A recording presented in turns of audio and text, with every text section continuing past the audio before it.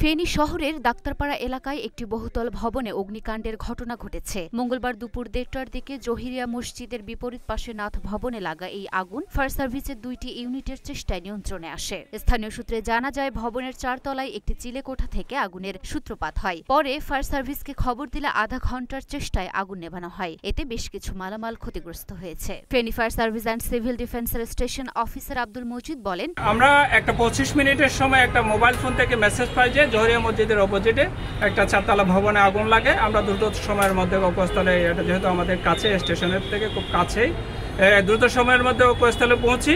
তবে এখানে হচ্ছে সবচেয়ে বড় সমস্যা যেটা, কোনো ওয়াটার সোর্স, পানির উৎস খুঁজে পাইনি আমরা। অনেকটা খুব কষ্ট হয়েছে আমাদের জন্য ৪তলার উপরে, এবং সিঁড়িগুলো এত কনজাস্ট, একজন লোক উঠলে বা নামলে দ্বিতীয়জন উঠার বা নামার কোনো সুযোগ নাই।